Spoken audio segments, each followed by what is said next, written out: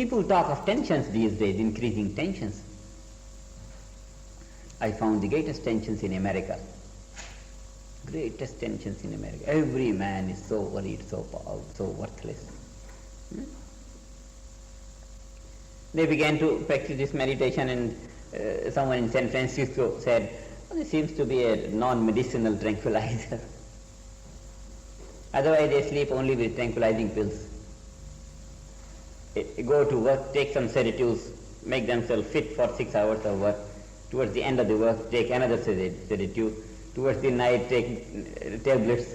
The life has become just round about the tablets. Just worthless.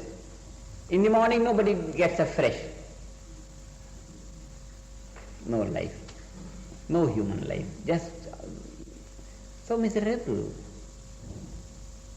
Within a day or two of this meditation, they begin to sleep better, they begin to talk better. The wakeful stage becomes more sensible, deep sleep state becomes more sensible. If at all they have dreams, then dreams become more sensible. The whole span of life becomes more sensible. And then the medical profession almost all around the world, in every country, medical profession is worried that they are, as they are going into research of the causes of diseases, they are finding every day new theories, and these theories indicate that the cause of the physical diseases is not the physical diseases, it lies in the mental tensions. The state of mind produces some chemical change in the body, the chemistry of the body changes, and the mental tensions create muscular and nervous tensions all the time. And then tensions in man are only the cause of unfulfillment of desires. We want to have something, not able to have it, one tension created. We want to have this thing, not able to achieve it, another tension. Like that, aspirations not being fulfilled, and the tensions keep on increasing. And all the aspirations are either for greater wisdom, or for greater creativity, doing more, or for greater happiness. And all these amount to flow towards greater happiness. Man wants to enjoy more. Trying to acquire some means of happiness, not able to have it, tensions increase. This increase of tensions in daily life will never come to an end unless each man gets to a state where he is established in the highest happiness, greatest wisdom, greatest creativity. Because in the relative field, there will always be a chance of greater aspiration, there will always be a chance of greater aspiration. And ability of man in the ordinary way, not being so full, he will always be failing in some extent, always be failing in some extent. To that extent, the tensions will be created. This meditation, leading the mind to the great field of happiness, roots out the very cause of tensions. Experiencing happiness, the mind feels to fulfill all kinds of aspiration. Very tense people begin to lose tensions from the beginning, from the start of meditation. One dive, only one momentary dive into the field of the self, a glimpse of the inner happiness is sufficient to release the tensions of the people. And when the mental tensions are released, it roots out the cause of all the psychosomatic diseases. At least so far they claim 60, 70, sometimes 80% of physical diseases are psychosomatic. This meditation releases the very cause of 80, 70, 80% of human suffering. Look to the great gain. And these gains I count upon them as just a byproduct of meditation. That which is a problem of present civilization, mental tensions, increase of tensions, is just a small byproduct of this meditation, which begins to be seen from right beginning. The ultimate aim of this meditation is full integration of inner absolute values of life with the outer relative values of material glory. 100% state of being, 100% state of absolute being, along with the experiences of the relative outside world, both hand in hand, is the fullest state of human development, that is cosmic consciousness. That is the purpose of this meditation. As when you take a round the world ticket, all the stations nearby naturally come on. So when we aspire for the highest achievement in human life, when we aspire for cosmic consciousness, all the normality of the body and normality of the mind and normality of the soul, and all these follow, very naturally follow, without doing anything they follow. This is this meditation. The greatest gain in life, and the process easier than the easy, automatic, because of the tendency of the mind to go to a field of greater happiness. And this is the mercy of the Almighty Great Father who has conferred this thing to us.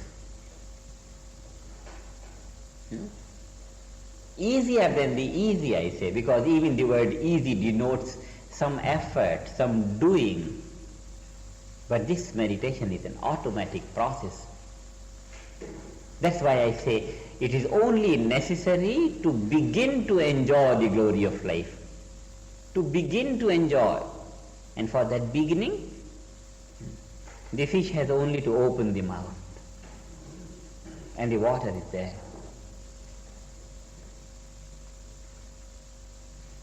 Again I say, absolutely there is no exaggeration in any statement which I have made. It might sound to be very astounding, but it's based on the truth, based on personal experiences of thousands of people all over the world, belonging to all religions by this time, belonging to all nationalities by this time, belonging to all different civilizations by this time. This is the message of the spiritual regeneration movement. Highest gain in life, with the least possible effort, effortless effort.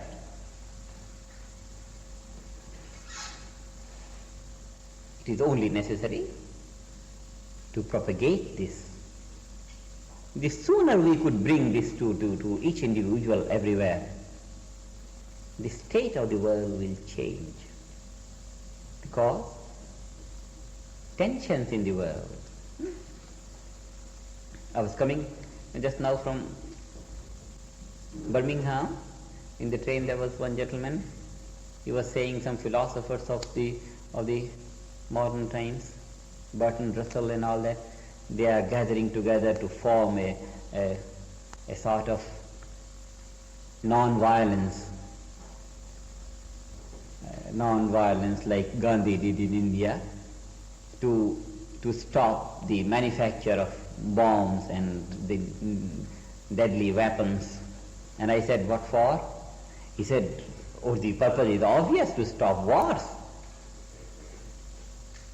I said, is it the bombs and the hydrogen bombs and the satellites, is it these which are the reason of war?